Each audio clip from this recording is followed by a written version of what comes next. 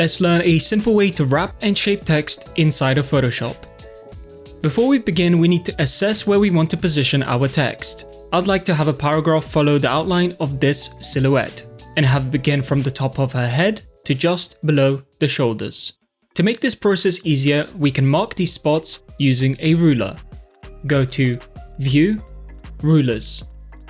And you should see two rulers appear on the left side and on top of your screen. Now we want to hold and drag out two rulers for where our text will begin and end, as well as an additional ruler for the right side, so that the text doesn't bleed off the page. This is now our basic setup, and we can begin to draw out the shape using the pen tool.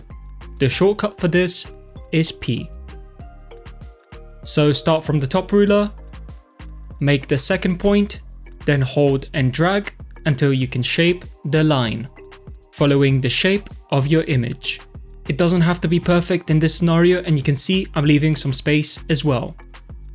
When you get to this point where you want to stop curving these lines, you can simply hold Alt and select the last point so that you can make a new point and produce a straight line.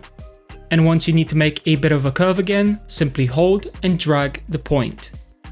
As we get to the bottom ruler here, we need to produce a straight line. We can do that by holding Shift and making a point at the corner, and then 2 more times until we meet our first point.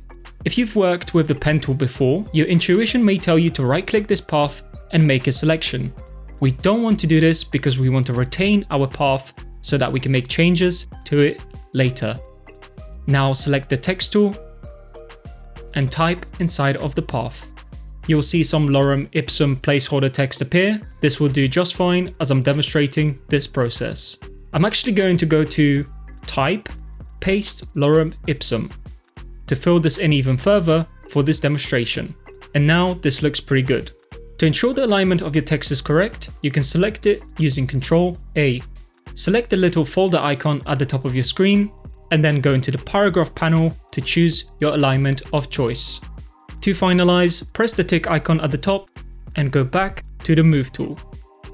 What you don't want to do is scale using Ctrl T or the Transform tool, because this scales everything in its current state.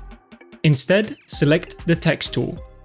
Select anywhere on your text and then use these transform points to change the scale so that the text retains its properties. The other thing you may consider doing is shaping the text from point A to B. We can do this by making points in the same way using the pen tool by holding and dragging to create curved lines. The difference this time is that we don't want to close the points off. Now select the text tool and press in the center of the line to enter the text that you desire.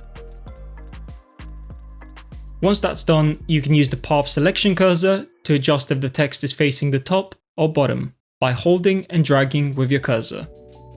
Additionally, you can use the points located on the left and right to change the spacing of the words. And this was Design Dummy.